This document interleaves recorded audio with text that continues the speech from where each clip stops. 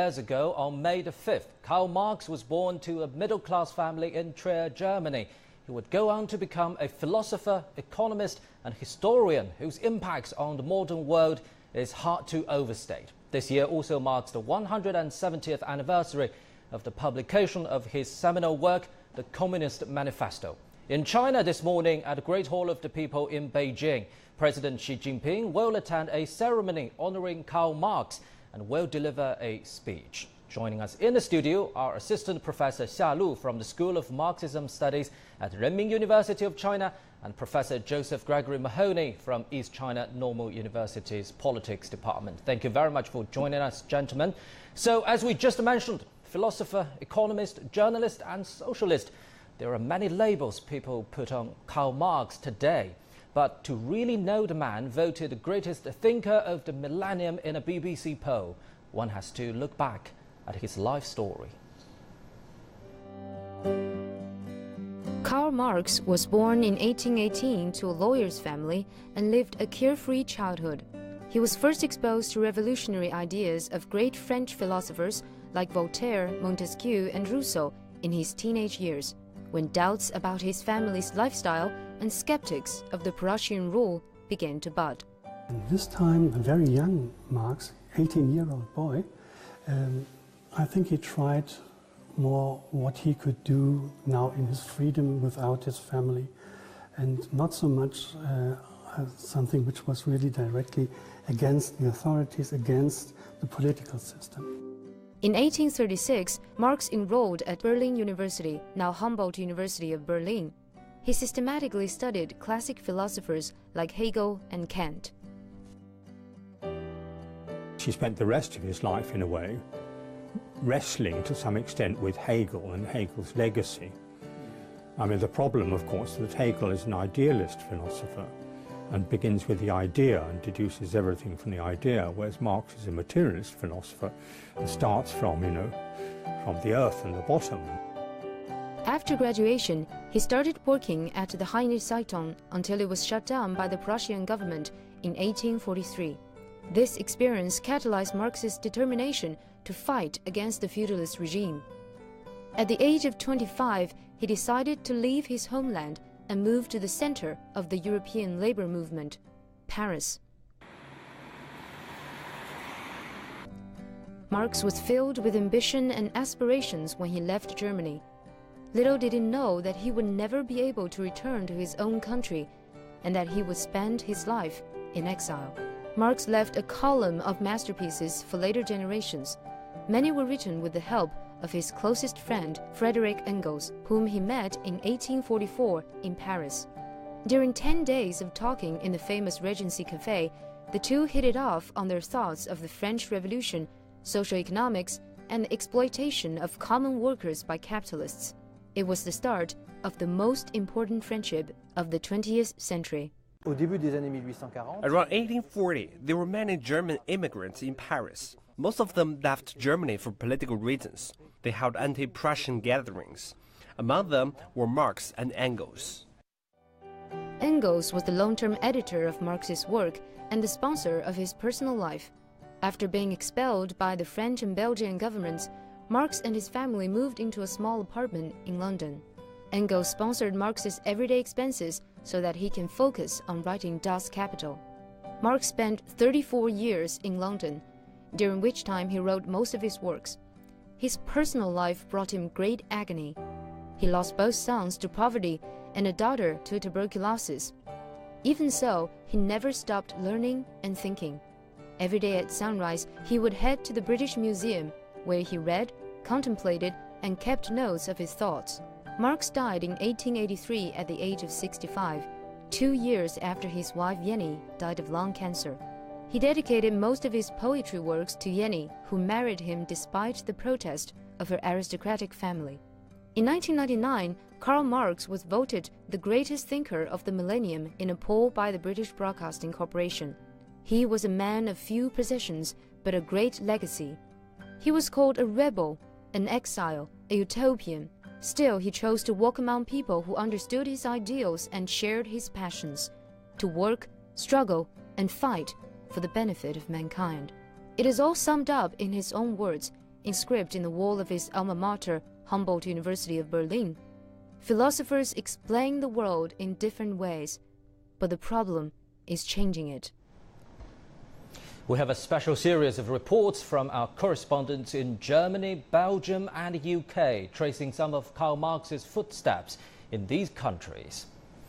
And let's start in Germany, where Marx was born and took education. Karl Marx was born and educated in Germany, but it wasn't until almost a century later that his name became well known, both here and across the world. The 1917 Russian Revolution claimed to have its roots in Marx's analysis of capitalism. And that, of course, spawned one of the great standoffs of the 20th century between East and West, between communism and capitalism. A line that was drawn here at the Berlin Wall. That then begs a question, 200 years on, about whether this great German thinker himself should bear any responsibility for that historic division. Marx is not personally responsible for the wall, but the wall was a consequence of his theory, a theory which was also based on violence. He imagined the communist revolution to be violent, not peaceful. Marx developed a theory of communism, but he never said that anyone who has a different opinion should be put in prison. Nor did he say that a whole group of people should be locked up behind a wall and barbed wire. Authorities in the old East Germany allowed this statue of both Marx and his mentor, Friedrich Engels, to be erected back in 1986. And when the wall came down, it survived and even to this day is receiving a steady flow of visitors. So what do visitors here make of Marx and his message today? It means a lot for the history and for the political thinking all over the world. For my history, it was bad. It was the beginning of the communism and socialism, yes. I know people that still agree with him and is trying to make his philosophy actual and useful. 2 centuries since his birth, Karl Marx's work is still a source of debate. Guy Henderson, CGTN, Berlin. And just ahead the ceremony at Great Hall of the People in Beijing. Let's cross live to our reporter Su Yuting, who's been following this event very closely. Hello Yuting, what's the agenda for today's ceremony? Tell us more about meaning behind this event. Well, Pandon, the commemorative event will soon be held at 10 a.m. Beijing time at the Great Hall of the People. And over there, you can see that podium. President Xi Jinping will stand upon that podium and deliver the speech in honor of the 200th anniversary of Karl Marx's birth.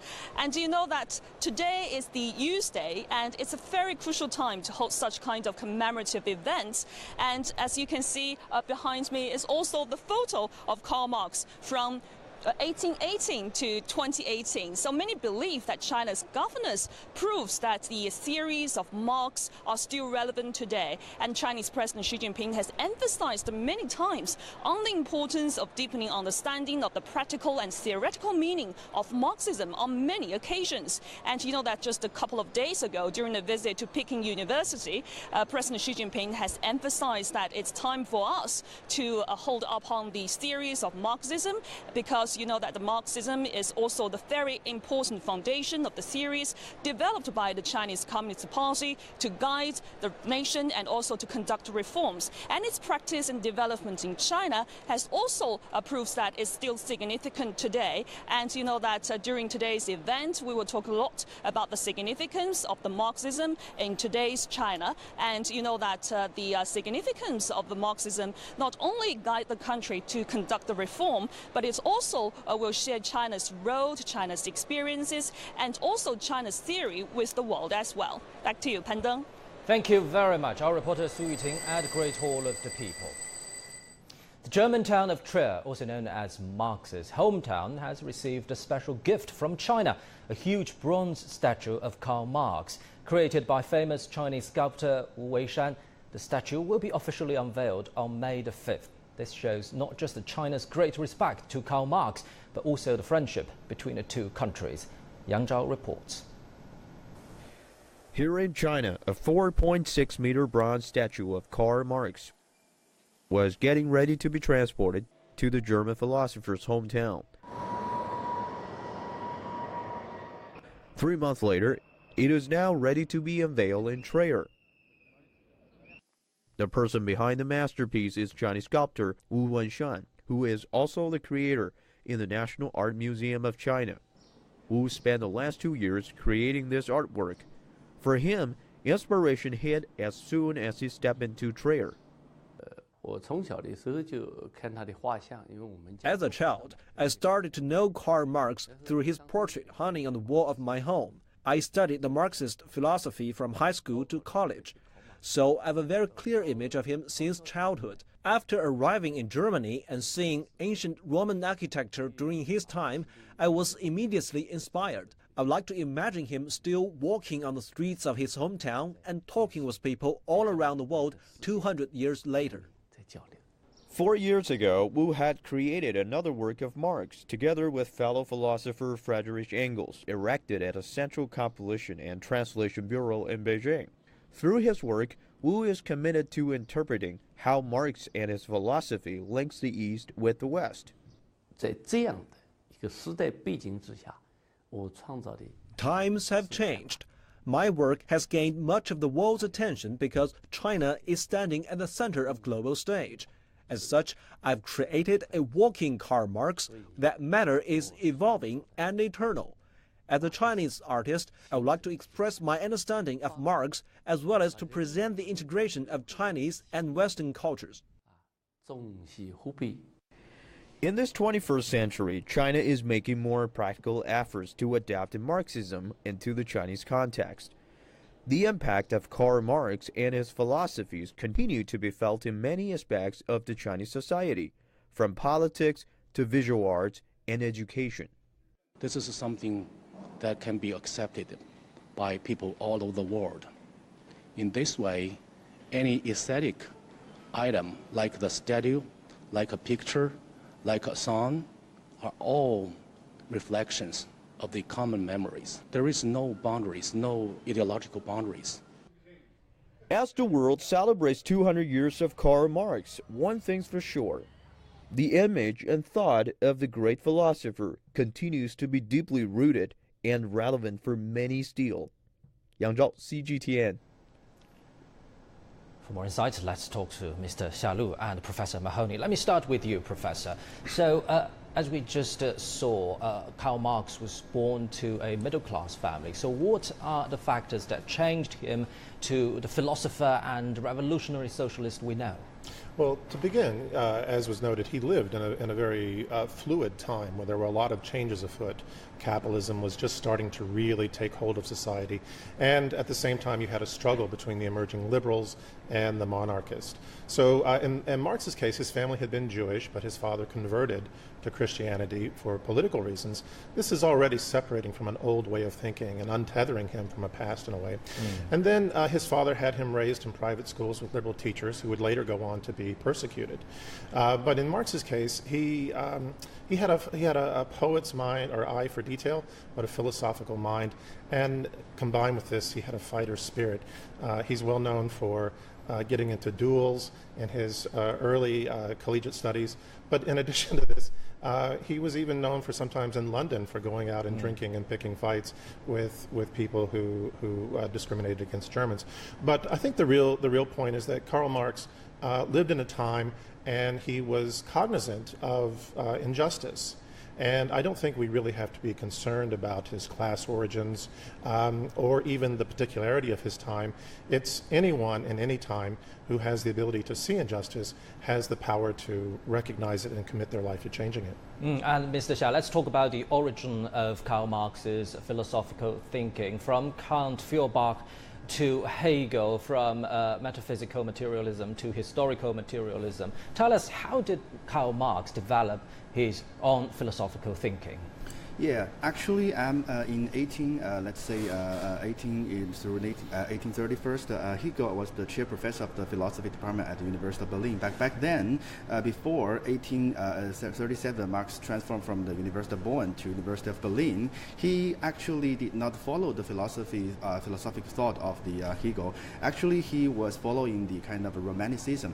And after he transformed from the University of Bonn to University of Berlin, he followed this kind of young Hegelian association discussion, and then he actually followed the natural development of the classical German philosophy from, let's say, from the Fichte through, let's say, Schelling and to the Hegel. So back then, the intellectual climate within which young Marx worked was dominated by the influence of those kind of young Hegelian, and they actually focused more on religion rather than politics, because back then in Prussia, the political climate was also very tense.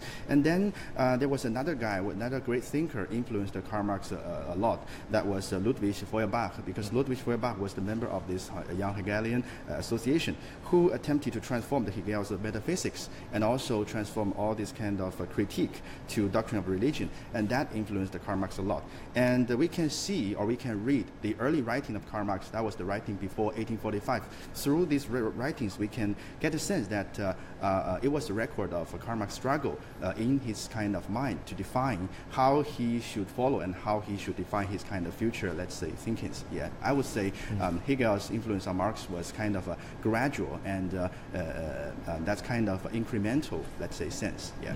Well, Professor Mahoney, as we just reported, Karl Marx was voted as the greatest thinker of the millennium in a BBC poll at the beginning of this century. So tell us more about the impacts of Karl Marx and Marxism in the Western world. Well, the impacts have been positive and negative, right? On the one hand, obviously he is instrumental in building the theoretical base for what goes on to be many communist movements, which will, of course, develop and in many ways reform or change or revise some of his original ideas. But he doesn't only influence revolutionary movements like Lenin's movement or Luxemburg's movement. He also is one of the main thinkers behind things like the labor movements that emerge, labor politics in the UK and the Commonwealth countries, as well as the social democrats in continental Europe.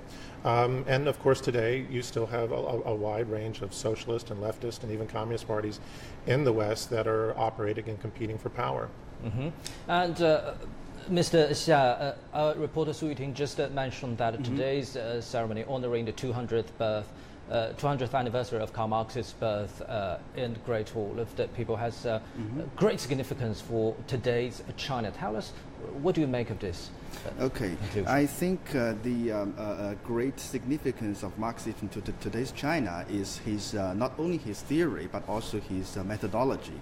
I can mention one of his great pieces of work, that's a Communist Manifesto, because this year also marks the 170th anniversary of. And we'll be talking about later in this program. Okay, yeah, sure. And because the we can see his methodology and his kind of analytical sense through his writing, especially the Communist Manifesto, because his analytical tool not only influenced the practical, or we can say the practice of revolution, but also the theoretical study of the social structure and the social transformation of human society ever since the Industrial Revolution. Because most of the sociologists and political scientists up until now still cite, Karl Marx's works and Lenin's works, because, I can say that I would argue that Marx's works and Lenin's work would be the most cited works in the human thought. Yeah, so that would be a theoretical influence. But the practical influence of Karl Marx thought was on the keep thinking, let's say, thinking about the society in which we live, keep thinking the crisis, keep thinking the future opportunity and the future challenges we're faced, because we're living in an ever-changing society, and the dynamism of the society is never stopped. So we have to think about the dynamism and also the influence or the consequence caused by this dynamism.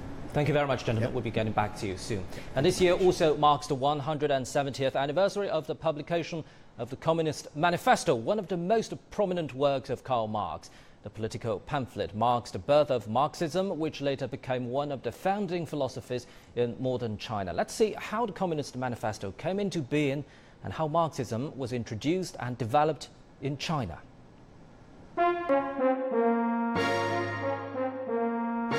Working men of all countries unite.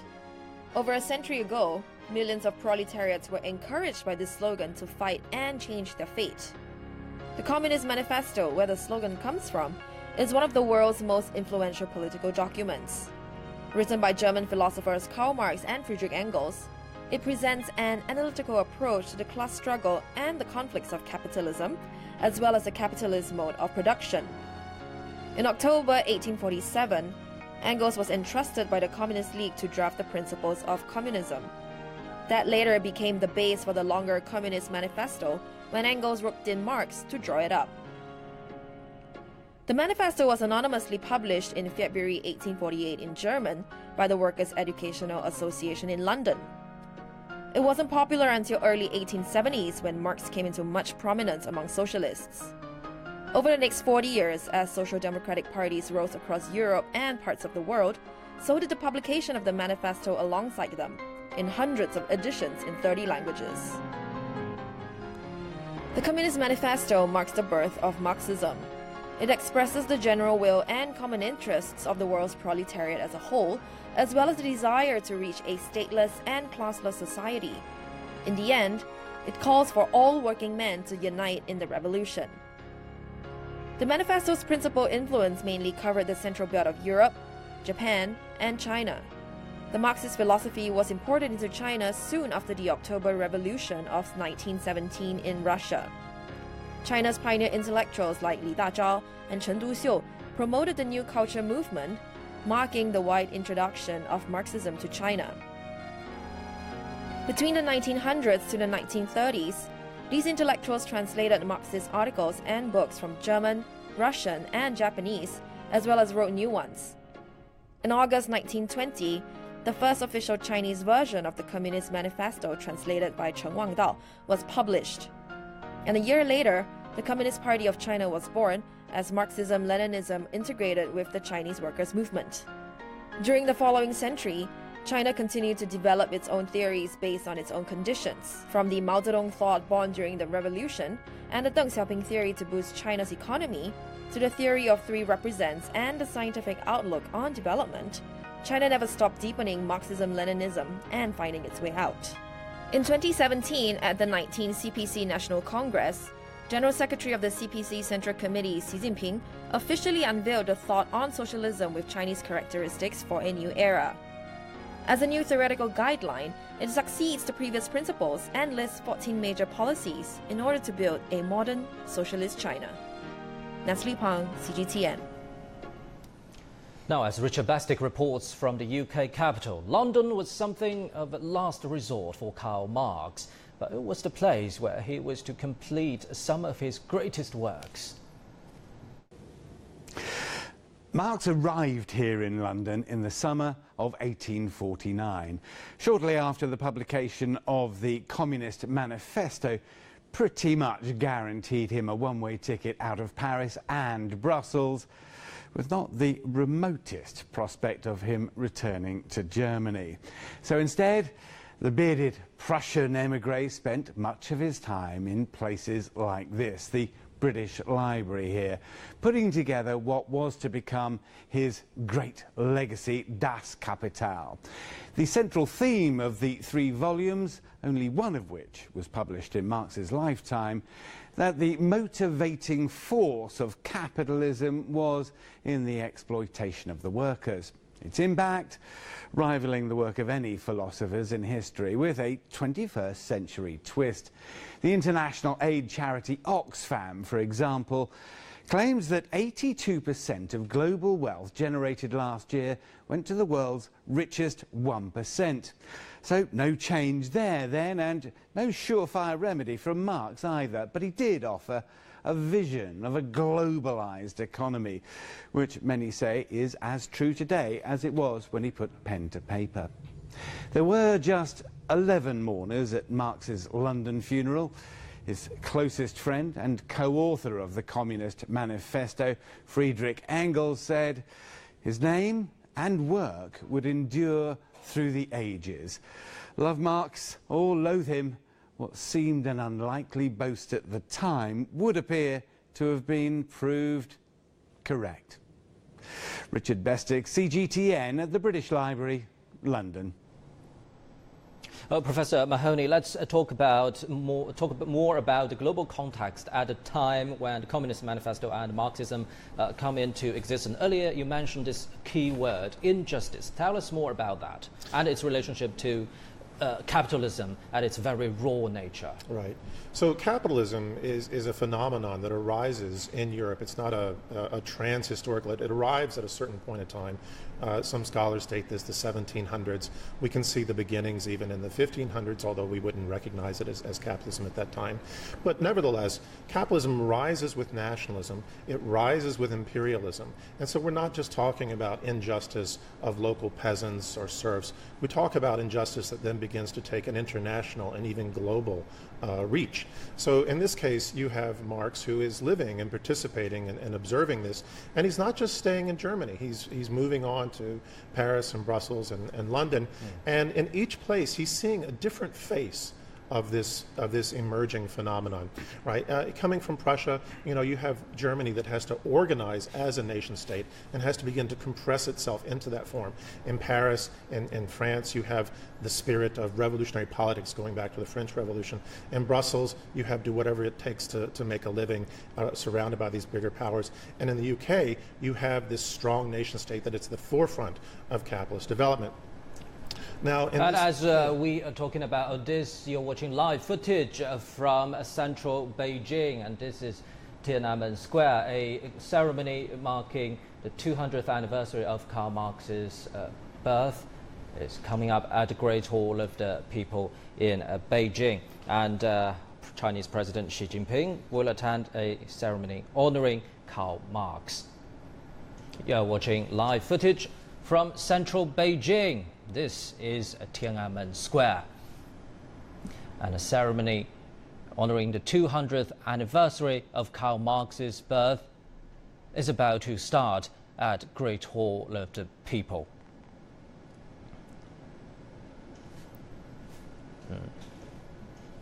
And Karl Marx was born in 1818 to a lawyer's family and lived a carefree childhood. He was first exposed to revolutionary ideas of great French philosophers like Voltaire, Montesquieu and Rousseau in his teenage years, when doubts about his family's lifestyle and skeptics of Prussian rule began to bud. And talking about this, Mr. Schat, refresh our memories, Marxism's some major concepts. Okay. Marx himself inherited and developed a lot of concepts in his writing. In my opinion, among all the concepts that had used and invented by Karl Marx, the most important ones are the class struggle and the surplus value. So the former one, class struggle, the concept class struggle, actually illustrate the real dynamism, or we can say the real structure of the society, and also the human being, human society, the development of human society. And also the latter, the surplus value, actually shed significant light on the practice of the revolution, or we can say the workers' movement all over the world. So and surplus value is from Das Kapital, right? Das Kapital, yes. Yeah, and you think it can still interpret the operation of today's capitalism? Well, I would say that it shed a significant light on the analysis of a current capitalist society, because we know capitalism, like Professor Mahoney says, capitalism itself develops a lot along the time, and we couldn't say that today's capitalism is the same, exactly same as the ones 200 years before or earlier. But we can say that the capitalist society, its structure, its dynamism, and its crisis. And having said that, we're watching live footage from inside the Great Hall of the People, where a ceremony honoring Karl Marx is about to start, and Chinese President Xi Jinping will attend this ceremony and will also give a speech. You're watching live footage from the Great Hall of the People in central Beijing. So, Mr. you were saying some key concepts of Marxism. Yeah. So let me continue with this. So the surplus value, the concept of value for today's society, today's world, it sheds significant light on the analysis of the crisis, of the problem, also the opportunity, and maybe the future opportunity that we never face, we never expect yet for those kind of systems. So yeah, that would be my Thank you very much. You're watching live footage from the Great Hall of the People. Chinese President Xi Jinping, also the General Secretary of the CPC Central Committee, has entered the conference hall. Also, China's top leadership are attending today's ceremony honoring Karl Marx. May the 5th marks the 200th anniversary of Karl Marx's birth.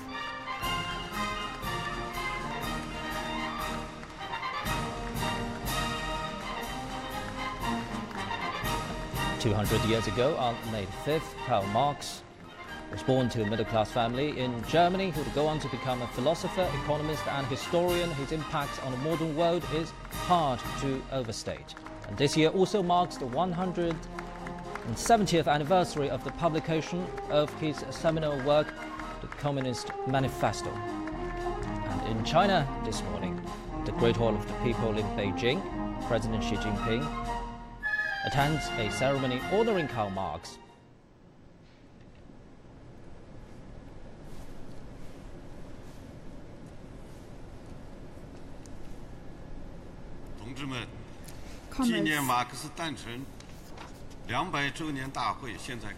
The commemoration ceremony for the 200th anniversary of Karl Marx's birth begins now.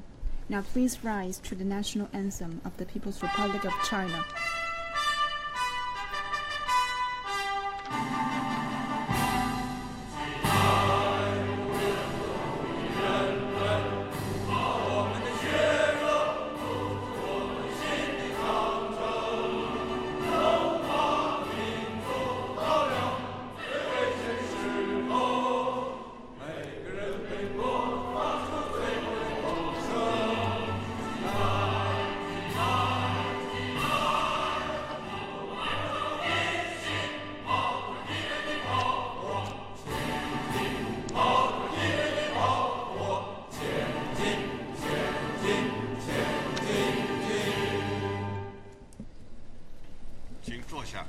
Please be seated.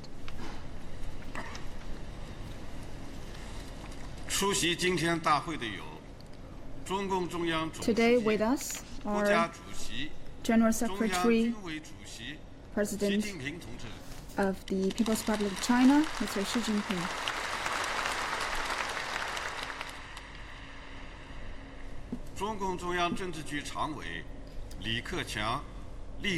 Premier Li Keqiang, Li Zhenshu, Wang Yang, and Zhao Leji, and Comrade Han Zheng, Vice President Wang Qishan.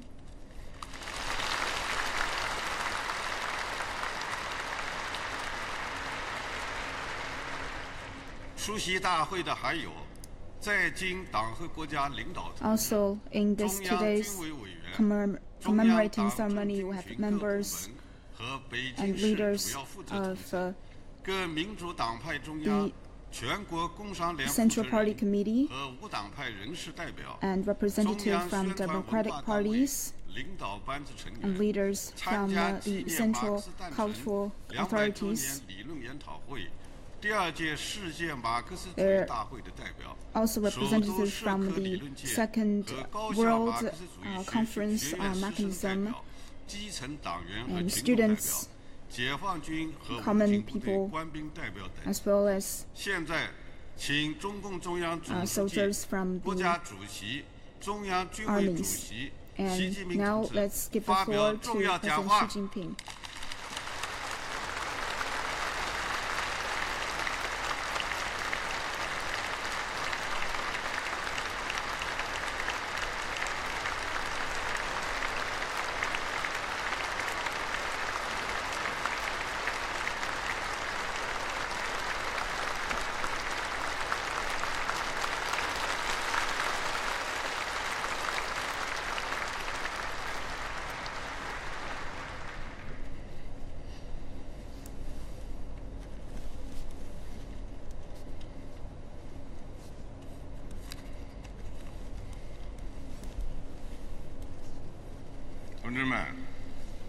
Comrades,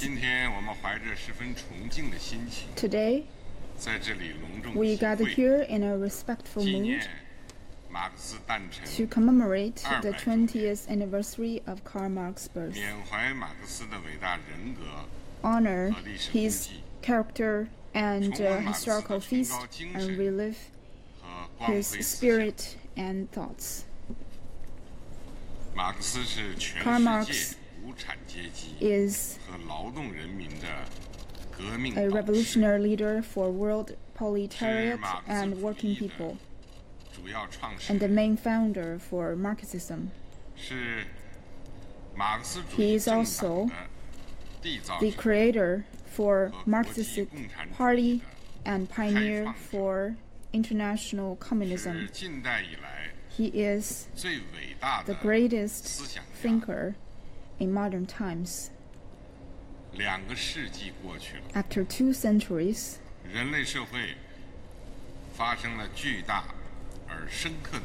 the international community has undergone profound and deep changes, but the name of Karl Marx is still highly respected worldwide, and his theory still shines through with the bright light of truth. On May 5th, 1818, Marx was born in a lawyer's family in Trier of Germany. During his high school years, he has already made it his goal to working for the well-being of the human race. In his college years, he studied philosophy and laws and history, and discovered the secret for development of human society. During his working with the Rhine, he criticized the autocracy of Prussian government and safeguarding people's rights. In 1843, he moved to Paris, and he began to participate in workers' movement. And in the combination of practice with theory, he completed the transfer from idealism to materialism, and from revolutionary democratism to communism. In 1845, Marx and Friedrich Engels compiled the Germany ideology, and for the first time systematically elaborated historical materialism. In 1848, Marx and Engels together compiled the Communist Manifesto. After its publication, it shocked the entire world. Engels said, "The Communist Manifesto is the most widespread and most universal work in all socialist literature. It is a common program recognized by workers from West Siberia to California." In 1848, the Europe capitalist democratic revolution broke out. Marx participated in it and guided this revolution. After its failure, he concluded the lessons of the revolution, seeking to systematically study political economy to unveil the nature and law of capitalism. In 1867, the Das Kapital was published, which is the deepest and richest work of Marxism. It is known as the Bible for the working class. In his later years, Marx still followed closely the world development and workers' movement, endeavored to thinking of the development of human society from a bigger perspective. The life of Karl Marx is a life with a great purpose of fighting for the liberalization of human race. In 1835, in the age of 17, Marx wrote in his high school graduation paper, If we choose a career that can help the people the most, there's no longer any burden that will crush us, because we made sacrifice for all. By then, we will no longer indulge ourselves in pitiful, limited, and selfish joy. Our joy will belong to millions, and our cause will exist. Although silently, it will continue to carry through. When faced with our ash, the noble people will shed their tears. In all his life, he tasted the bitterness of displacement and illness and poverty. But he never changed his heart and will. And fighting for human liberalization, it is fair to say that he lived a great life. The life of Karl Marx is a life of seeking truth despite all the difficulties. Marx once wrote, "There is no smooth road in science. Only those who continue to climb despite the difficulties will reach the glorious peak." In order to establish the scientific theological system, he has undergone hardships unimaginable to others and finally reached the glorious peak. He read large amount of books in all fields, study philosophy, social sciences, but also he known and studied all natural science knowledge, trying to gain nutrients from all civilization results of human race. He has been working hard all of his life. He used to work 16 hours a day. In his letter to a friend, he said that in order to write Das Kapital, he has been wandering on the edge of the grave. And he said, "I have to use every moment that I can work to finish this book." Even in his later years, he continued to usher into new fields of science and goals. He take down massive notes on history, anthropology, and math. Angus once said, "In every field that Marx studied, even in math, he has unique findings. There are many fields as such, and none of these fields,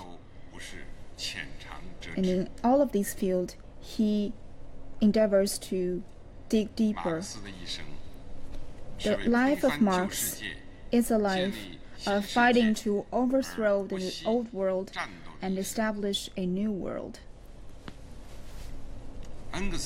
Engels once said, "Marx is first and foremost a revolutionist. Fighting is an essential factor to his life. There are few people as passionate, as resilient, and as effective as him in fighting." He has made it his lifelong goal to fight for the liberalization of the human race. and change people's fight of exploitation and oppression, Marxism participated in the workers' movements. He has always been at the front line of revolutions. He led to build the first proletariat party, that is the Communist League, and led the first international workers' union, the International Workers' Association.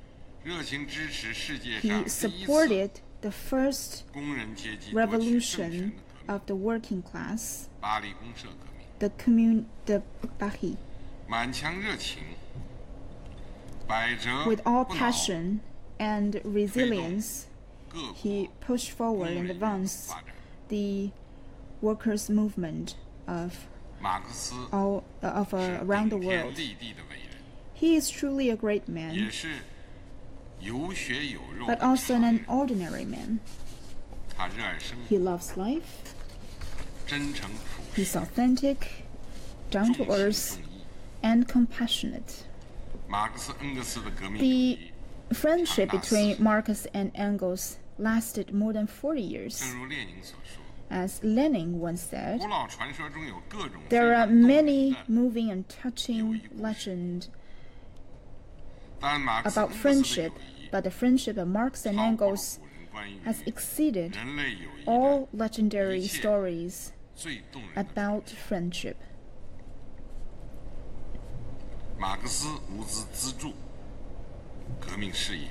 He participated in revolutions.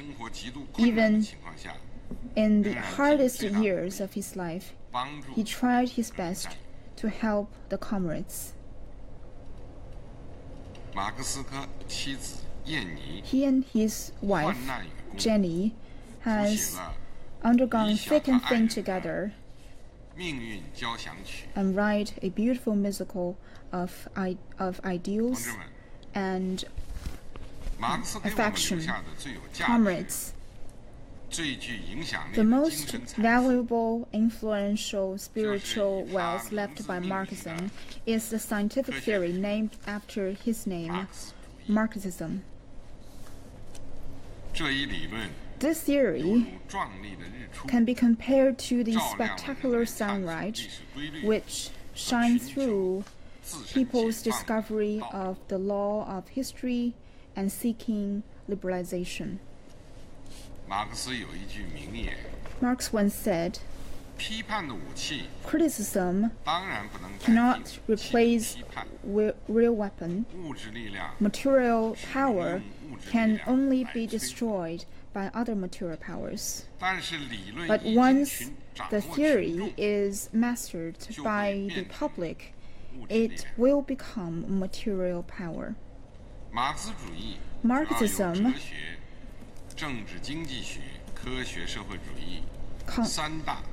Marxism is combined by philosophy, political economy, and scientific socialism.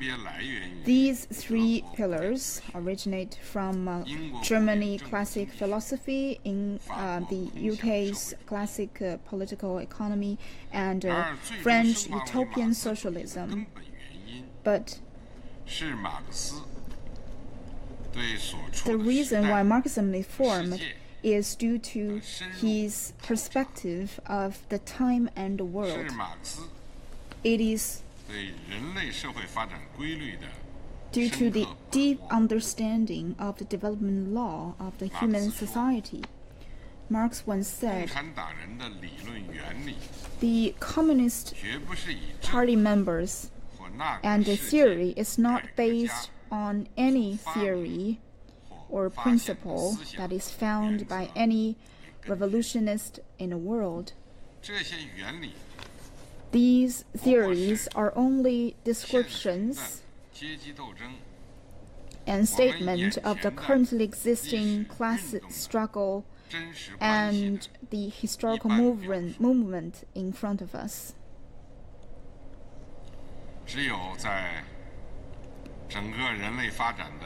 in a long history of human race.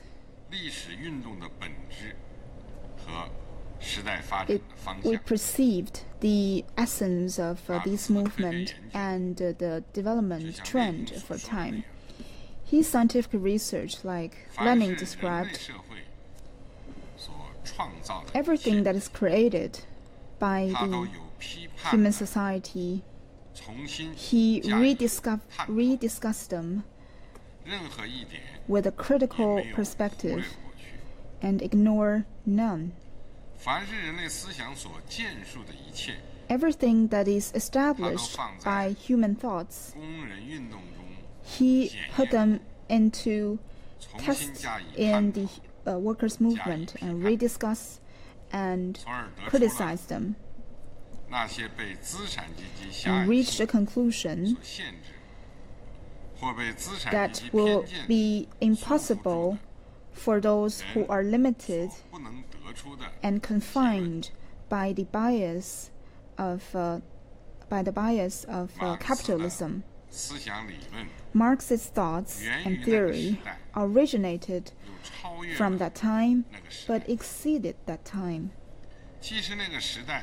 It is the essence of the spirit of that time, but also the essence of the entire human race spirit. Marxism is a scientific theory. It unveils the development law of human society. Before the concept of scientific socialism was raised, there were already utopian socialists. They are compassionate enough to have many beautiful ideals of the society, but they did not unveil the development law of the society or the effective path to realize the ideals. Therefore, it was impossible for them to really play an important part for social development. Marx established historical materialism and surplus value theory, unveils the general law for human society development, as well as the operation of capitalism, pointing the path for human race, as well as the path for people to realize liberalization and freedom. Marxism is the theory of the people. It for the first time established a systematical thought for people to realize its own liberalization. It is profound and deep, but it all comes down to one thing, that is to seek liberalization of the human race.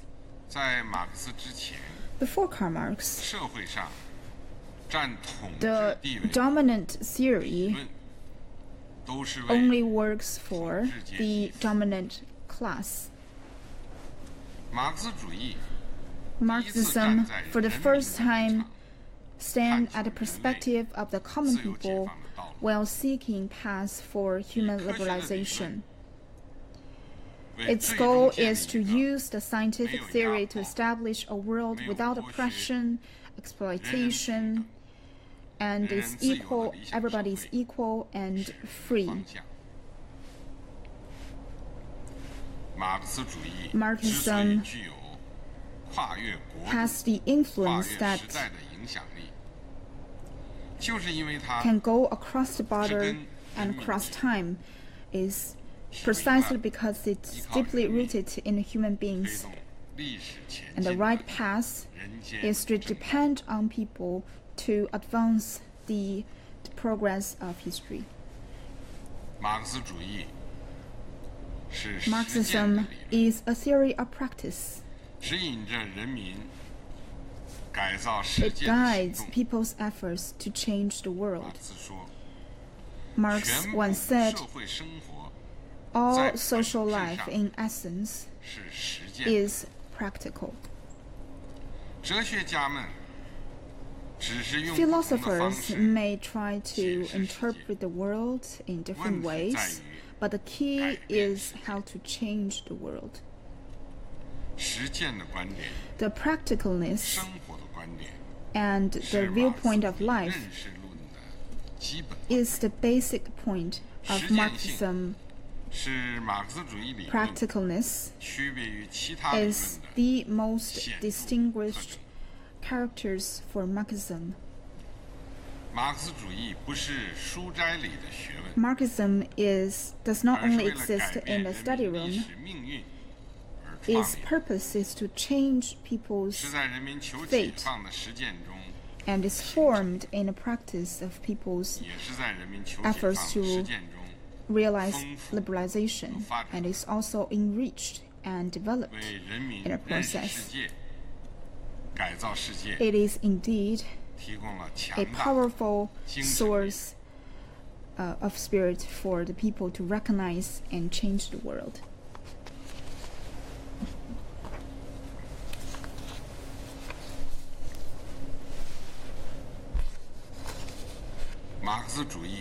Marxism continues to develop. It's an open theoretical system that always stands at the front line of the time. Karl Marx keeps telling people that the theory of Marxism is not a doctrine, but a guidance to action. Therefore, it has to evolve with the time and practice. The development history of Marxism is a history of continuing to evolve and upgrade the theory by Marx, Engels, and their descendants, and they are trying to enrich this history and learning from all outstanding historical cultural results. And that is also why Marxism can stay young and up to date, discover new topics, and respond to new challenges of the human society. Comrades, the Communist Manifesto was established 170 years ago. And since then, Marxism has been widespread worldwide. In humans' history of thoughts, there is no other thoughts or theory that can have such a widespread and profound influence on human race like Marxism. With the leadership of Marx himself, with the guidance of Marxism, workers' organizations such as the First International was established and developed. In different times, they provide guidance to the alliance and fight of international workers' movements. With the influence of Marxism, the Marxist parties has sprung and established and developed. The people, for the first time, became the master of its own destiny and became the basic political power for their own liberalization and the liberalization of the human race. The October Revolution led by Lenin was a success. Socialism has transformed from theory to reality. It broke the world scale where capitalism is the sole dominant power. After the ending of the World War II, a large number of socialist countries were born, during which the establishment of the People's Republic of China has empowered the socialist power of the world, despite the setbacks and twists and turns of socialism in its development. The general trend for human society remain unchanged and will not change in the future. Marx and Engels proactively supported the liberalization for the ethnics and people who are under oppression. After the 20th century, Marxists, represented by Lenin, inherited and developed the Marxist ethnic theory and guide and support the liberalization movement in colonist and semi-colonist countries. After the Second World War, a large number of countries who has newly gained their independence and liberalization were established and completely overturned the colonist system of imperialism. All ethnic groups communicate on an equal basis, and the future remains brighter than ever. Today, Marxism has advanced the progress of human civilization and is still a thought system and dialogue system with international influence. And Marx himself is still recognized as the first thinker of the millennium. Comrades, Marxism not only profoundly changed the world, but also profoundly changed China.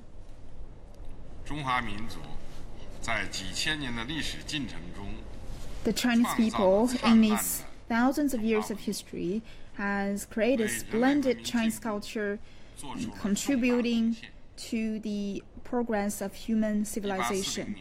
But in 1840, the Opium War broke out,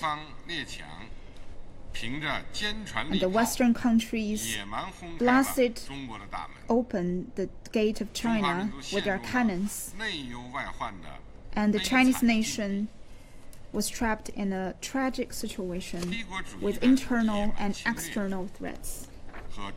The invasion of imperialism and the pains and sufferings of the Chinese people has raised the concern of Marx. During the Second Opium War, Marx wrote a dozen of communications on China, unveiled to the world the truth of the invasion by the Western countries to China,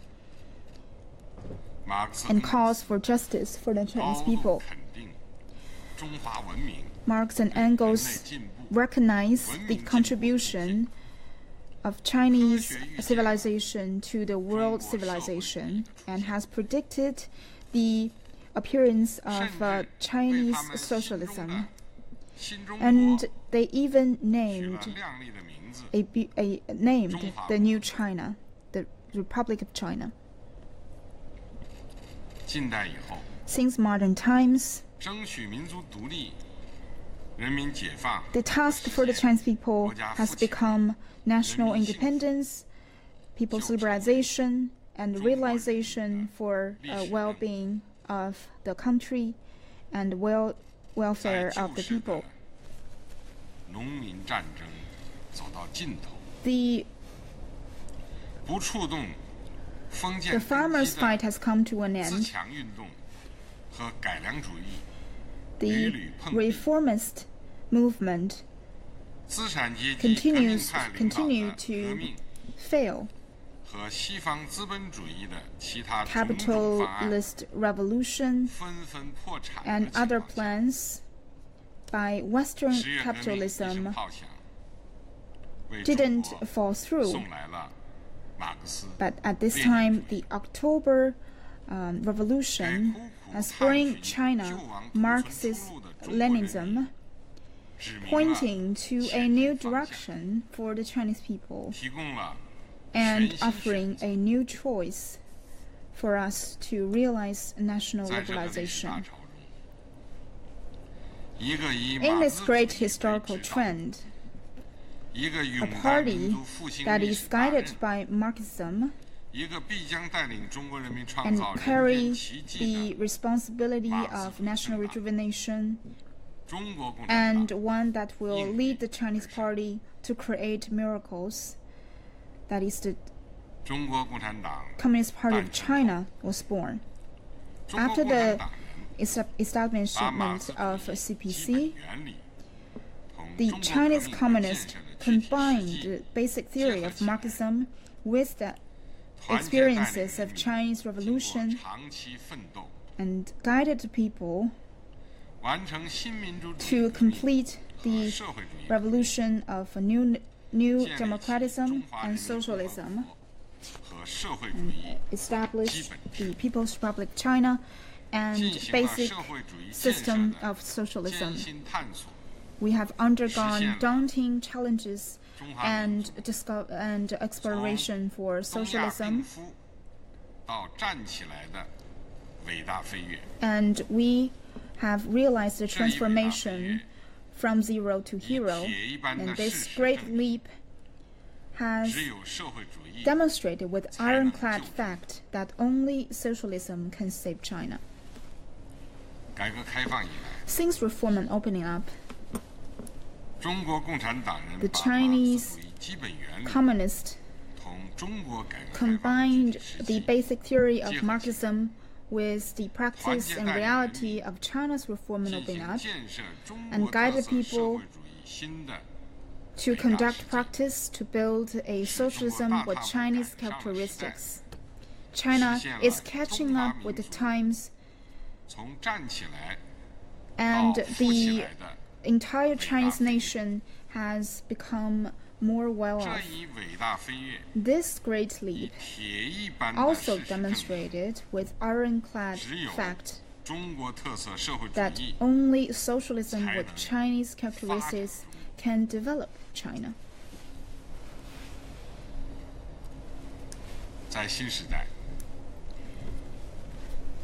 In a new age, the Chinese Communists again combined the theory of Marxism with the reality of China in a new time, and guided the people to build new projects, advance new causes, and realize great dreams, and push the cause of the party and the country to make historical breakthroughs in all aspects, and realize profound and fundamental historical transformation. The Chinese nation has transformed from being well off and to becoming stronger. This great leap demonstrated with ironclad facts that only if we stick to socialism with Chinese characteristics can we realize the great rejuvenation of the Chinese nation. Our practice shows that the fate of Marxism is deeply connected to the fate of the CPC, of the Chinese people, and the Chinese nation.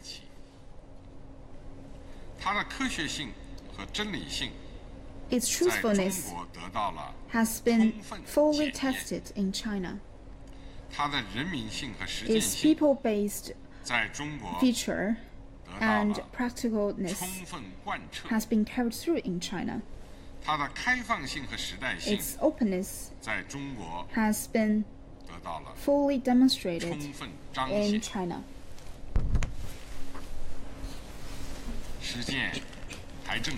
Practice has proven that Marxism has also provided a powerful thought weapon to China's revolution, construction, and reform, which has enabled China, this ancient Oriental country, to create an unprecedented development miracles in human history. And we can say that it is 100% correct that history and people has chosen Marxism. And it is also 100% correct that the Chinese Communist Party has put the Marxism on its own banner.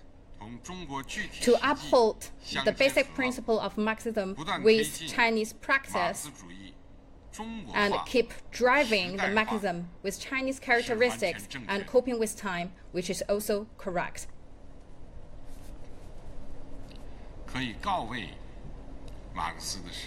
What we can tell Marx is that, guided by Marxism, China has successfully embarked on the journey to comprehensively build a strong, socialist, modernized country. Chinese communists, as the loyal embracers, firm practitioners, are making our endeavor to adhere and develop Marxism with tenacity. Comrades, Engels once said, if a nation wants to stand at the forefront of science,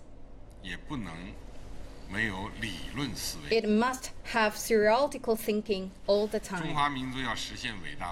So if the Chinese nation wants to realize national rejuvenation, we should always base ourselves on the theoretical thinking all the time. Marxism is always the guiding thinking for our party and the country. It helps us to know the world, manage the rules, seek the truth, and change the world as a strong thinking weapon. Marxism theory are extensive and profound. You always can find something new through your continuous study. In this new era, Chinese communists should keep studying Marx and study and practice Marxism. Keep absorbing the scientific intelligence and theoretical power. With the overall plan of the five-sphere integrated plan and the four-pronged comprehensive strategy, we should be more loyal and become more confident and more intelligent to adhere to and develop the socialism with Chinese characteristics for a new era, to ensure that the national rejuvenation vessel will always sail on the right direction.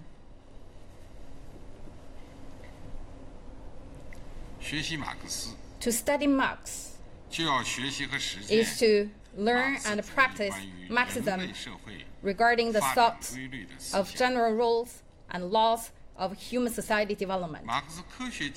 Marxist science reveals that the inevitable trend of the human society is towards communism. Marx and Engels always believed that a future society should be such a union where everyone's free development is the condition of all the people's progress. What proletariat lost in the revolution is just a change, but what they will gain is the whole world. Marx believes that the historical tide is surging forward with great momentum. As long as the people become their own master, the master of the society, and the master of human society development, the ideal of communists will be realized step by step through the movement in coping with the existing conditions. Marxism has laid the theoretical foundation for the communists to firmly uphold their belief. We should master fully the dialectical and historical materialism and put them into the world outlook and methodologies to fully and deeply realize the communists through one and the other milestones and to realize the whole historic journey. We should bring the great ideal of communists with the China's socialism with Chinese characteristics together and integrate the work, what we are doing, and firmly stick to the confidence in past theory, system and culture of socialism with Chinese characteristics, and firmly uphold the ideal belief of communists. We should, like Marx, to dedicate ourselves to communists.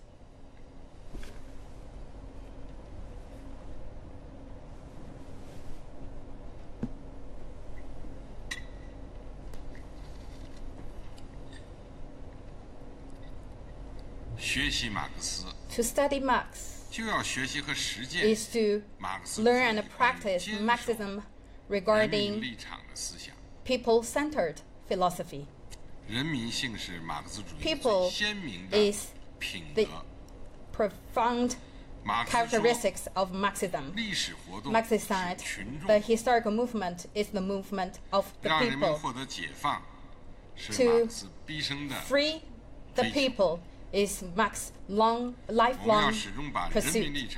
We should always put people's position as our fundamental position, to make people's happiness as our fundamental mission, to uphold wholeheartedly, to serve for the people, to implement the mass plan and respect people's dominant position and pioneering spirit.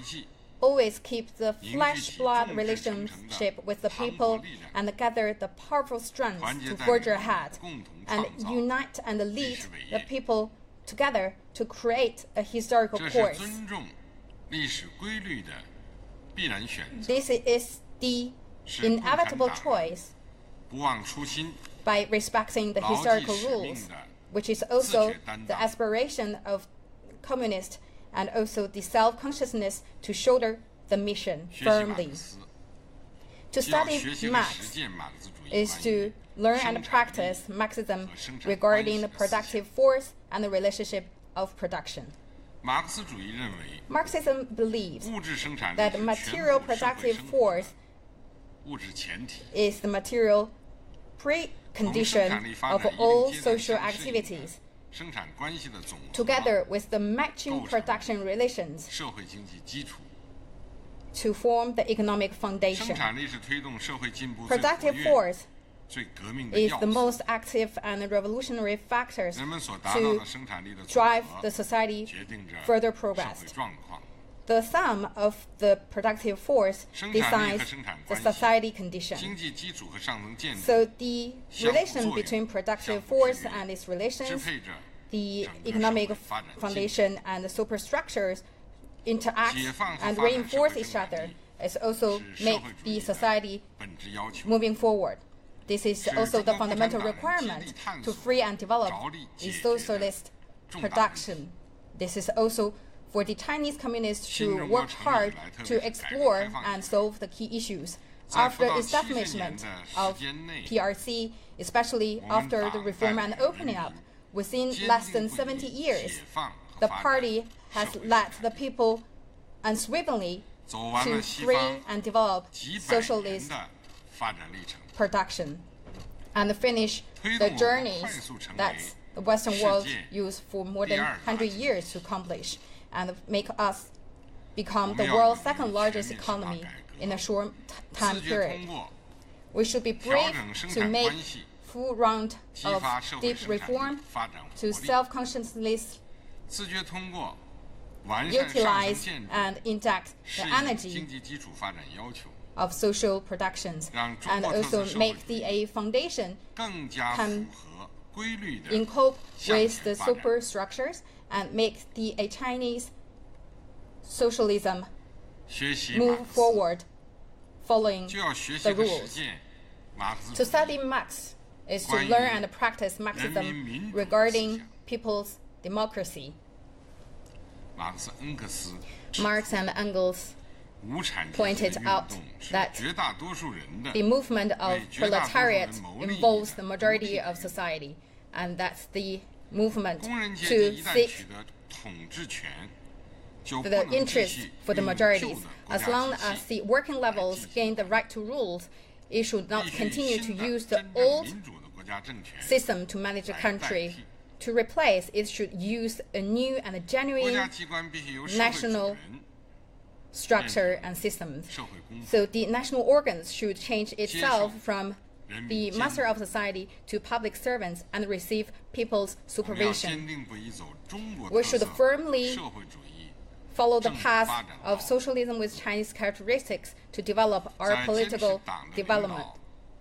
To firmly uphold the people's, become the master, the party become the leader, and integrally drive the development of democracy in China, to build the safeguarding system to make sure the people can master their own affairs and to speed up the modernization system and the capacity of governance, and fully mobilize people's proactive, innovative, creative features to fully implement people's democracy in an effective way.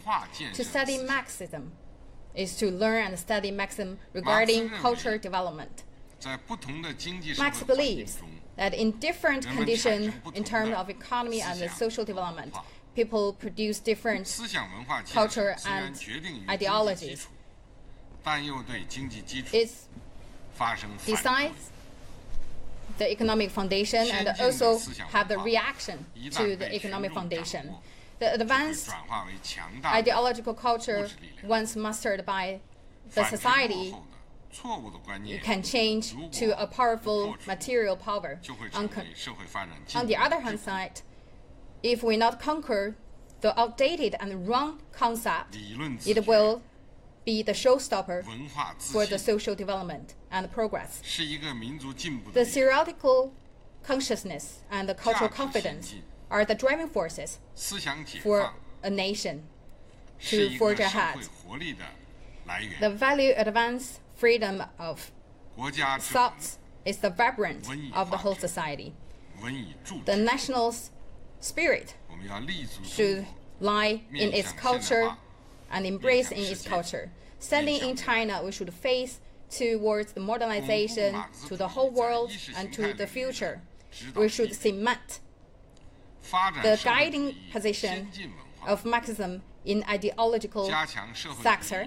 We should develop the cultural development in socialism and strengthen the construction in this respect, and also bring the socialist core value, integrate into every aspect of social development, and also promote the creative transfer of China's traditional fun culture, and in a creative way to increase people's ideological awareness, moral standards, civilization, accomplishment, and to keep creating glories of Chinese culture. To study Marx is to learn and practice Marxism regarding social construction. According to the prediction made by Marx and Engels, in the future society, the prosperity should be the ultimate goal of production. Everyone should enjoy the well-being created by all.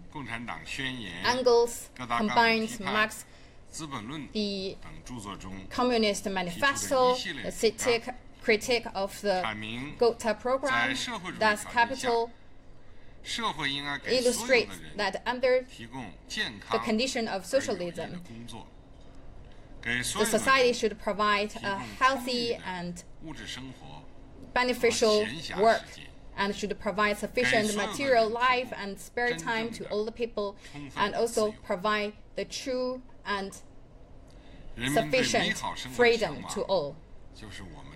Our fighting goal is to seek and meet people's demand regarding the happy life.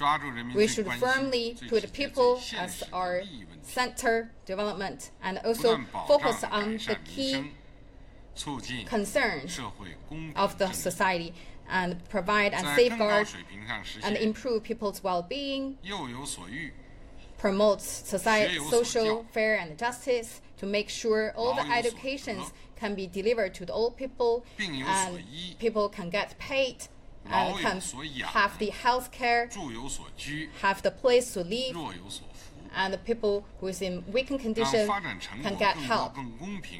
Let the developed results deliver more benefits to people in a fair way in order to drive the development of the whole society and bring the people towards the prosperity together.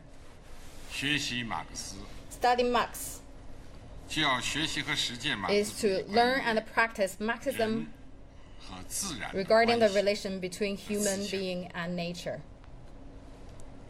Marx believes that people live based on the nature.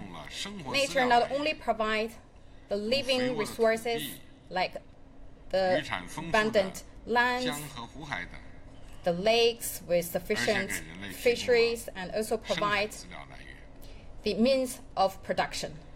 The nature forms the condition for human existence during the interaction, production, living and development.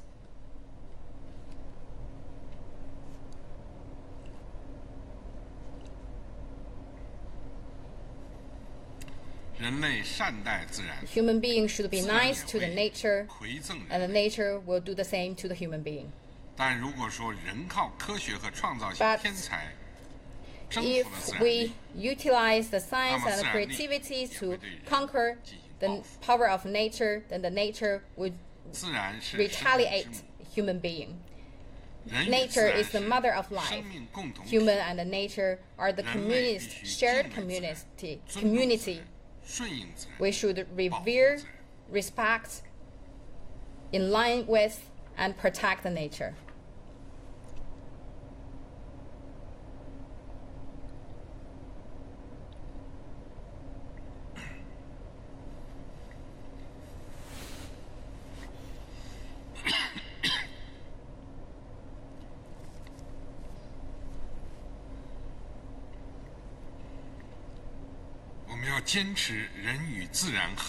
We should firmly adhere to the harmonious coexistence between the human being and the nature, and firmly and bring a concept to the actual action that the elusive mountain and lush water are the invaluable assets, and mobilize all the factors of society to forward building the cultural civilization and build a beautiful China that the people enjoy the beauty of nature, life, and to embark a way towards civilization featuring productive development, rich life, and good environment. To study Marx is to learn and study and practice Marxism regarding the thoughts of world history. Marx and Engels said that if every nation's original and closed condition through the day-to-day interactions and the way of production and also the form of new nations between these interactions will be out of the stage, then the history will be the world history. The prediction made by Marx and Engels right now become the reality. History and the reality prove day by day that these predictions are with full historic and scientific value. Today, The globalization of human exchange is more in a deep and a broad way than ever before. We are highly interconnected and close to each other through our frequent exchange. It also happened never before. The integrated world is there. Who rejects such world, then the world will reject that person in the same way. Everything can be cultivated without harmful to each other. All the roads can be in a parallel way without contradiction. We should stand at the historical height and to look at the current trend and the key issues we are facing around the world. We should stick to the peaceful development path and stick the independent diplomatic policies to uphold the openness strategy with win-win results and explore cooperation with other nations and actively participate in the global governance.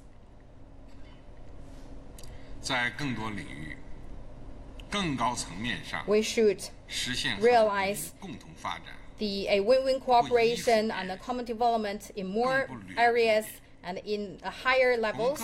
We will not rely on others nor plunder others. We will create together a shared community of shared future and destiny and create the world a better place. To study Marx is to learn and practice Marxism regarding the political party construction. Marx believes that the fight between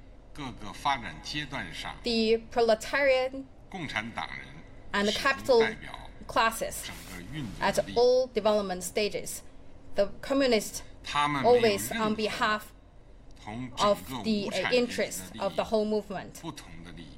They are in line with the proletarian's interests and seek the benefits for the majority people and fight for the communist society. The Communist Party will build a milestone that people can use it to measure the party's movement. We will always stay with the people and fight for the people's interests. And this is also the fundamental difference between Marxist Party and other parties. We will stay committed to the great battle, great projects, great cause, and great dreams to strengthen our political integrity, think in big picture terms, follow the leadership core, and keep in alignment. We will keep continuously to fully follow the law-based governance of the party and put the party's political construction as our key priority and strengthen party's overall leadership and uphold firmly the party's authority and the centralized unification. We will follow the Communist Party's characteristics of seeking the truth, correcting the wrongs, and always make our party to be ahead of the time, that the people fully support the party, and they also can be brave to make self-revolution, and we can stand against all the difficulties and times to become a vibrant Marxist ruling party. Communist. The Chinese Communist Party is equipped with the Marxism, and it is also the spirit of the Chinese Communist Party's ideal and belief. In 1938, Comrade Mao Zedong pointed out that if our party have 100 to 200 systematic but segmented, realistic, not empty, learning Marxism comrades, we can largely improve our combat power of the party. If we review the historical journey of the party, we can find that the Chinese Communist Party can conquer all the difficulties and grow stronger and larger. One of the key reasons is that our party always attached great importance to the party ideological construction, theoretical moves to strengthen the party, and make the party to always keep in alignment in thoughts and firmly in aspiration, in a coordinated movement to forge a strong combat strength.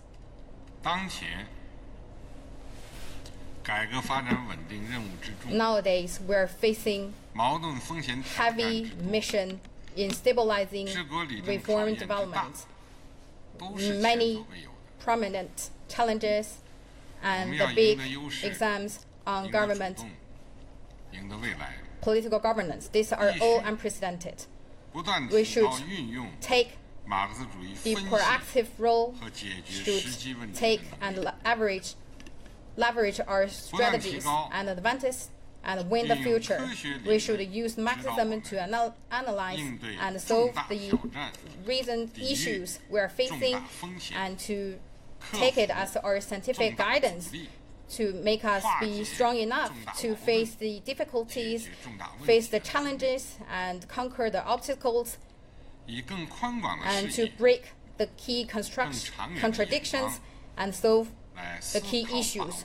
We should use the broader vision and long-term view to think and master the future development and to face the key issues in the future.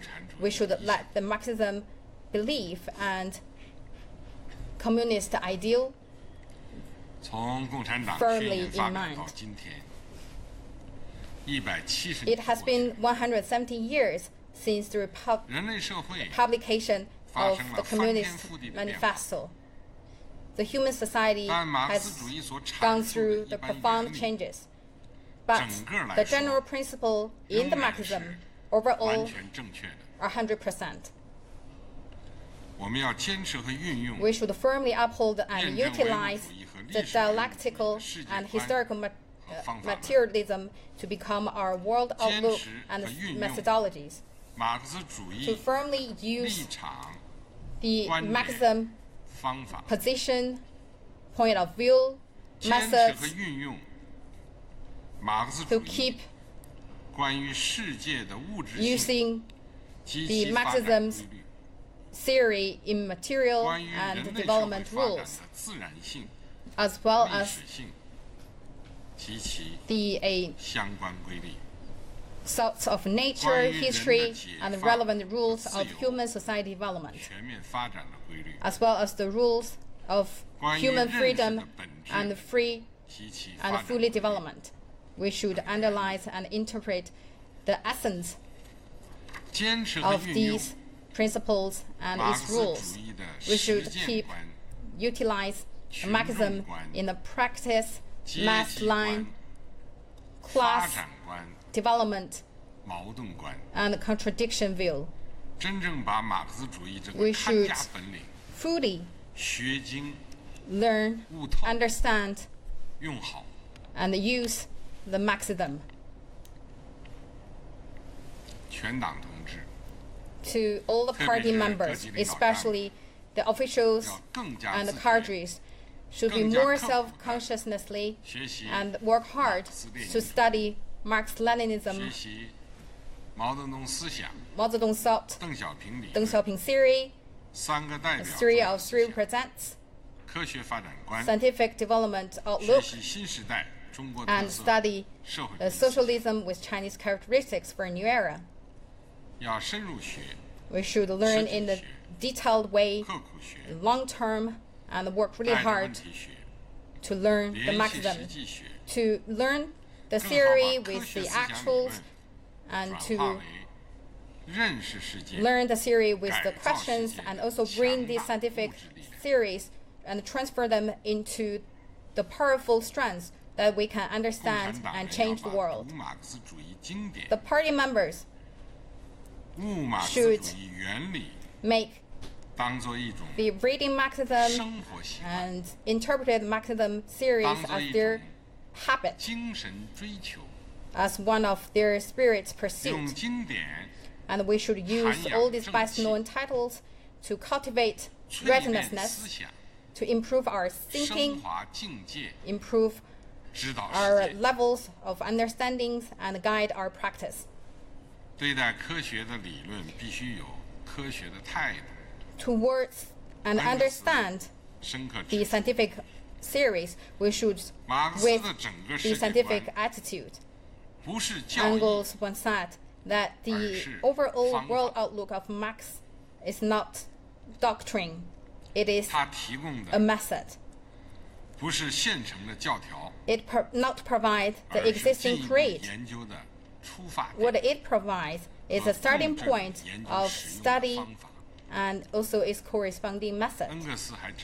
Engels also pointed out that our theories is the result or output of history, and it's changed and in a different shape and form in different ages with different content.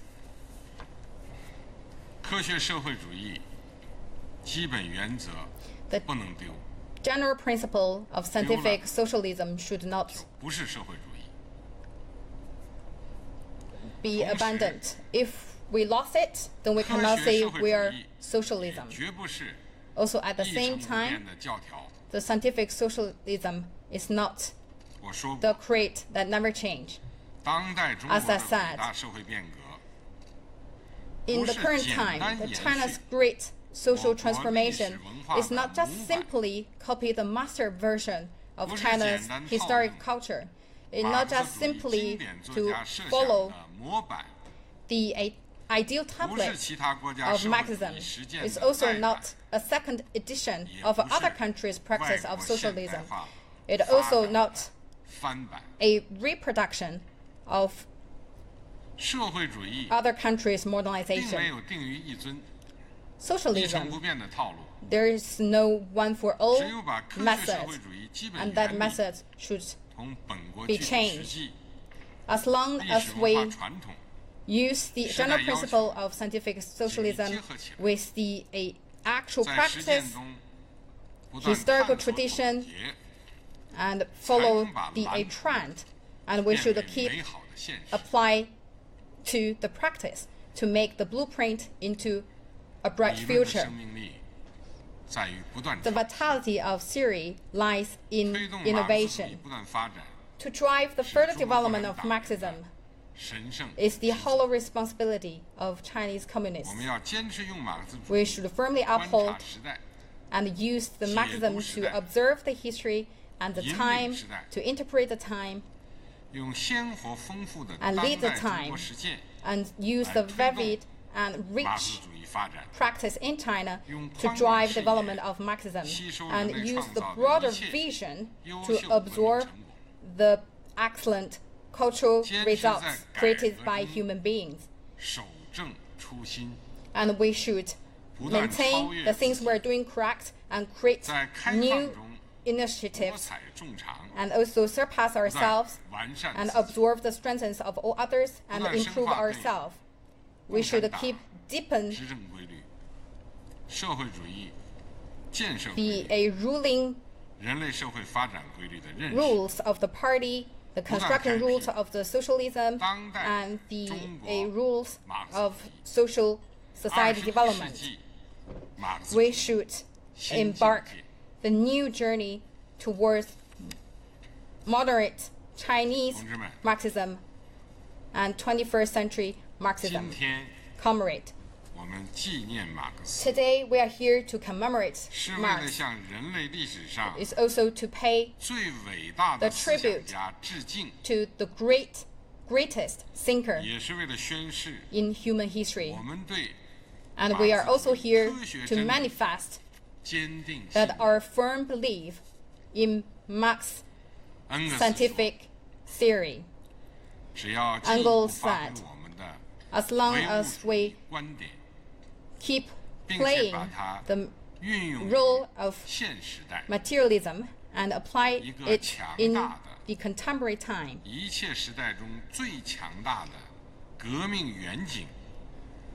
a strong revolutionary prospect will very soon in front of us than never before. In our way forged ahead, we should keep upholding the great banner of Marxism higher. Let the ideal of Marx and Engels, that the bright prosperity of the society, of human society, will be more vibrant in China. Thank you.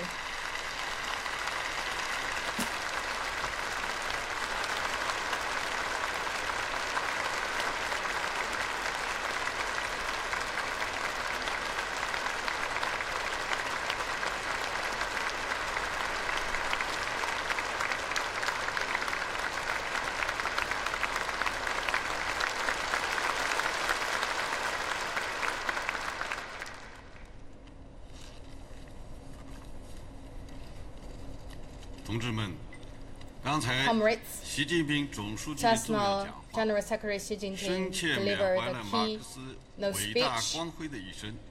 We looked back the journey that Marx gone through, and we also look at the deep and the rich content of Marxism and its great role to the human society development.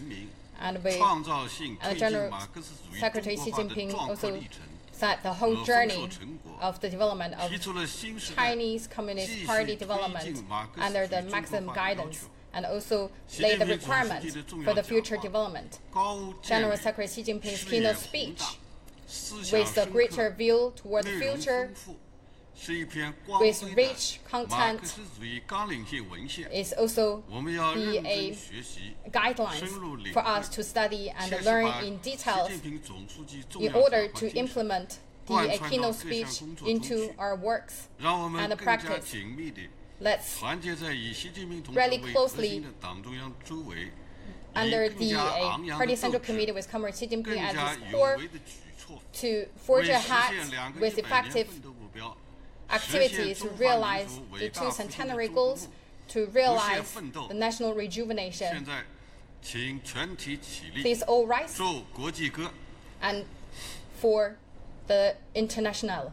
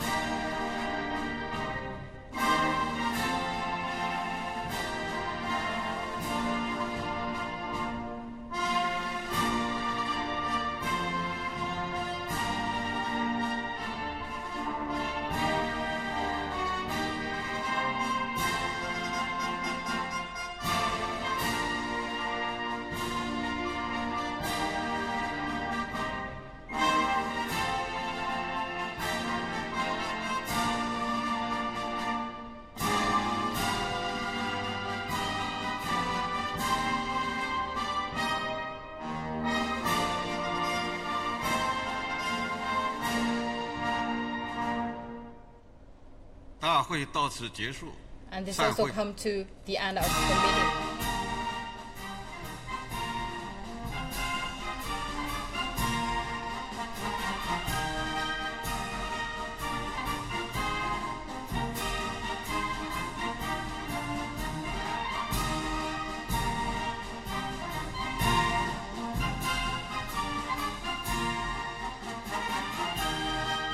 That was a ceremony honoring Karl Marx at the Great Hall of the People in Beijing, marking the 200th anniversary of Karl Marx's birth. Chinese President and General Secretary of the CPC Central Committee, Xi Jinping, gave a speech. He highly valued Karl Marx's legacy and Marxism. He also urged the Communist Party of China to keep studying Marxism and develop socialism with Chinese characteristics in a new era. For more insight, let's get to our studio guest. Let's start with you, Professor Mahoney. President Xi Jinping emphasized the importance of studying Marxism, and he also raised the 9 approaches to realize that. Tell us why it is so important to keep studying Marxism in nowadays China, and even for China's future. Right. Well, I think the first thing to do is it was a good speech for commemorating Marx, but it was also Xi Jinping as teacher. This was in part a lecture on Marxism, and he makes it clear that Marxism has an important role in the past, present, and future. Now, I know that one of the things that we've been doing in universities is reinvigorating the study of Marxism. I've been teaching Marxism in China for the past 10 years, and I've noticed a real change between the 80s and the 90s generation. There seems to be much more critical engagement, much less treating it like a doctrine. At the same time, we've also been developing programs. We've been bringing foreign students. As you know, Xi Jinping has talked about sharing Chinese wisdom with the people in the rest of the world. And we've been bringing foreign students in to study masters and PhDs, and we teach them Marxism. There's been a lot of engagement. We've had more than 100 students come into East Chun Normal, where I teach, and approximately half of these are American. So I think that we see that there is this really active interest and engagement in this topic, and people want to know where it's going and where it might lead them. Mr. Xiao, tell us what impresses you the most from President Xi Jinping's speech, and tell us more about the guiding role of Xi Jinping thought on socialism with Chinese characteristics in a new era. Yeah, after listening to this great speech, I found that the most important thing, or the part impressed me a lot, is the party building part, because the President Xi Jinping focused more on the party building ever since he took power, since the 2012, the 18th National Congress of the party. And I think one of President Xi Jinping's contribution to the 21st century Marxism, or the Chinese Marxism, is that his emphasis on the political construction of the party, or we can say it is the political aspect of the party building, because, you know, as we all know, Chinese Communist Party is different. It's kind of a unique political organization all over the world, because Chinese Communist Party is leading a huge country, is leading the country with kind of a challenging with development, with different problems. However, Chinese Communist Party overcame or has overcome a lot of problems, and that's one of the reasons we understand the contribution or the success of the Communist Party. That's the party building, or we can say all the leaders of the Communist Party all focus on the party building thing. And I couldn't help but remembering that one of the important sentences raised by President Xi in his speech is that we should all remember that the party building is the key contribution of Marxism, of Karl Marx thought, because, you know, Marx himself, not only he was a philosopher, but he was also a leader, he was a practicer, he was a kind of activist in the workers' movement, and he was an activist in the international communist movement. As the, let's say, the flag holder of the international communist movement for now, Chinese Communist Party should go back to the history of the international workers' movement, should, let's say, review the theory and Marx's contribution to the party building. I think that was the most important thing. And I think it's also Xi's contribution to the 21st century Marxism. Yeah. Thank you very much, gentlemen. And in his lifetime, Karl Marx outlined principles for community development. More than a century after his death, China is putting his theories into practice. Zhao Yunfei spoke with a professor from Renmin University of China's School of International Studies, Wang Yiwei, who explained how Marxism with Chinese characteristics can help China contribute to a new model of globalization. What is the biggest counter-argument from Western countries towards socialism and communist society? The reason of the capitalism hate socialism because of the socialism highlights of the public ownership. The thing about this is challenge of the private ownership. Then we can work together in today's world, not just a zero-sum game. So that's the reason Chinese government put forward the Committee of the Shared Future. For the humankind want to integrate different stages of the socialism, capitalism, individualism, collectivism. Collectivism and individualism, what's the biggest challenge to make the two ideologies cooperate? In many countries, at the previous stage, maybe individualism helped them to get rich, but in the end, collectivism can make sure that the profits can benefit to all, not just the benefit to some people. And how can China's Belt and Road Initiative help create a community of shared future for mankind? The Belt and Road Initiative focuses on not just the economic cooperation, but also identity, seek the common grounds, common values among the different religions, cultures, different civilizations, like the elimination of the poverty, bridge the gaps between rich and poor, between coastal area and the landlocked areas, between developing countries and developed countries. Now we see that more and more countries around the world are interested in China's Belt and Road Initiative. Does it mean that China has figured out a way to pursue the common development? So in China we said appreciate of the differences, but the Western culture is tolerance the differences. If you cannot tolerate, and then there may be racialism, extremism, and sentimentalism, many reasons arising, even terrorism. Because the world is very diverse, and like China also very diverse. So how to deal with the differences? I think the Chinese culture, Chinese way of the middle way, I think put forward, I think the very good model for all other different nations. In Marxist theory, what is the theoretical basis of the idea of shared future for mankind? The goal of Karl Marxism wants to pursue the community of free individuals. The individuals actually they are banned by capital, by the interests domestically and internationally. So the community of shared future for humankind focus on the humankind itself, not focus on the individuals per se. So I think that's a very great match. Gentlemen, having hearing that, what do you make of the idea of building a community of shared future for mankind, Mr. Sha? I think that one of the most important aspect or effort to building the shared community for human is the globalization. To maintain the globalization, not to shut down the doors, and to maintain the communication of the goods, communication of the ideas, and exchange of in an equal and fair way. Yes. What about you, Professor Mahoney? I think China is looking for win-win, non-imperial engagements. I think they're taking a leadership role in advancing environmental protection. All of these have global implications, but also China has the ambition of developing a fully modern socialist nation by 2049. And you can't do that by being greedy or selfish or taking a negative position towards others. Thank you very much, gentlemen, for your input. And that's it for this edition of special coverage on Karl Marx on CGTN. I'm Pando in Beijing. Bye-bye.